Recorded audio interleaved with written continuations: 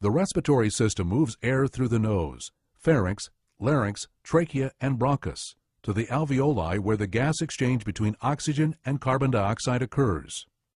Nares are the openings to the nose. The nasal cavity is lined with cilia, mucous membranes, and blood capillaries. The air is filtered by cilia, moistened by mucous membranes, and warmed by the blood. Air moves into the pharynx or throat, the common passageway for food and air. Air continues on to the larynx. The epiglottis, a flap of tissue in front of the larynx, closes off the larynx when swallowing to prevent food from entering.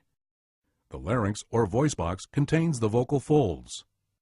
The trachea or windpipe connects the larynx to the bronchial tree. The cartilage rings of the trachea prevent the trachea from collapsing. Lungs are spongy tissue with alveoli and blood capillaries. Breathing occurs because of the expansion and contraction of the lungs. The bronchi carrying the air subdivide into smaller branches called bronchioles. At the end of each bronchiole are the alveolar sacs. The alveolar sacs are surrounded by blood capillaries and contain millions of single-layer alveoli cells where the gas exchange takes place.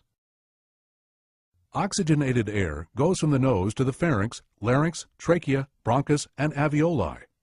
By the process of diffusion, oxygen in the air moves from the alveoli to the capillaries.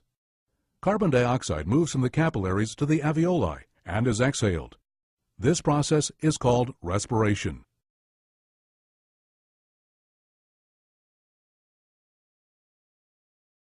Inspiration. The pressure in the lungs is decreased and the air rushes in. The muscles of the diaphragm contract to make it descend. The rib cage moves upwards and outwards.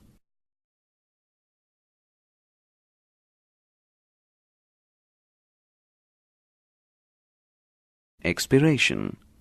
The pressure in lungs is increased and the air is pushed out. The diaphragm becomes dome-shaped, relaxes, and moves up.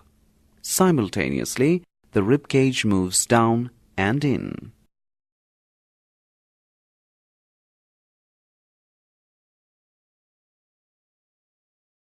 Fresh air entering the lung carries oxygen with a PO2 of 160.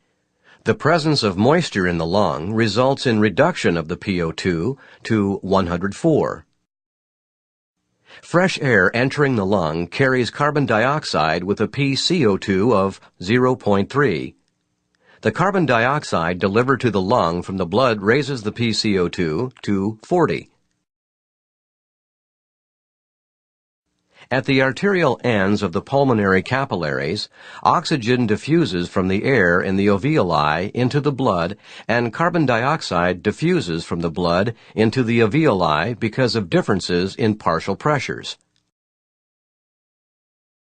As a result of diffusion, at the venous ends of the pulmonary capillaries, the PO2 in the blood is equal to the PO2 in the alveoli, and the pCO2 in the blood is equal to the pCO2 in the alveoli. With no differences in partial pressure, there is no more net movement of oxygen or carbon dioxide. Oxygen diffuses out of the arterial ends of tissue capillaries into the tissue fluid, then into the cells, and carbon dioxide diffuses out of the cells into the tissue fluid, then into the blood because of differences in partial pressures. At the venous ends of tissue capillaries, the PO2 in the blood is equal to the PO2 in the tissue fluid, and the pCO2 in the blood is equal to the pCO2 in the tissue fluid, resulting in no more net movement of oxygen or carbon dioxide. The blood now carries the oxygen and carbon dioxide to the lungs. In the body, all of these exchanges occur simultaneously.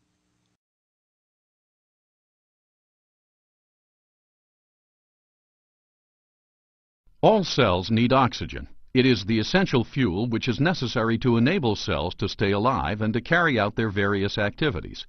Bringing oxygen to the cells requires the uptake of oxygen from the air in the lungs, its transportation in the blood, and its delivery to cells all over the body. The first step is the taking up of oxygen by blood flowing through fine capillaries in the walls of the lungs' air sacs, or alveoli. The oxygen molecules change from their state as a gas freely circulating in the air, dissolving into a solution in the plasma within the capillaries of the alveoli. Once in the solution of the blood, 98% of this dissolved oxygen is taken up by passing red cells, leaving just 2% remaining in the physical solution unattached. Red cells are particularly well suited to transporting oxygen because they contain a special oxygen-binding protein known as hemoglobin.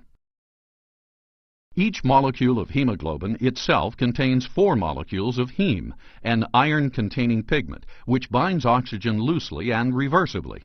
Hemoglobin that is fully saturated with oxygen is bright red and is called oxyhemoglobin.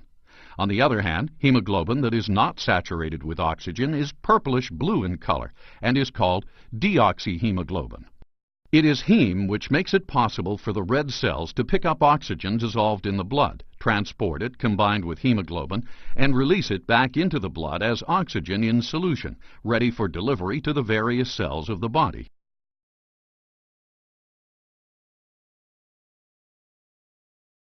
Hemoglobin gives up its oxygen as red cells travel through capillaries in tissues where there is a low content or partial pressure of oxygen. The partial pressure of oxygen represents the level of dissolved oxygen in plasma.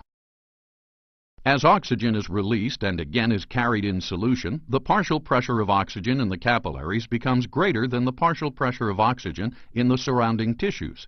This causes oxygen to move out of the capillaries into the tissues and to finally reach the cells. This graph, the oxygen dissociation curve of hemoglobin, shows why hemoglobin is particularly suited to its role in transporting oxygen. The oxygen dissociation curve demonstrates the relationship between the oxygen carried in combination with hemoglobin, the O2 saturation, and the partial pressure of oxygen in the arterial blood. The sharp upstroke and the flat plateau illustrate how oxygen is released to the tissues over a wide range of conditions. Its shape means that although the partial pressure of oxygen in the blood returning from the lungs and being pumped out by the arteries may be reduced to only 50% of the normal value, say due to lung disease or high altitude, hemoglobin will still be 85% saturated with oxygen.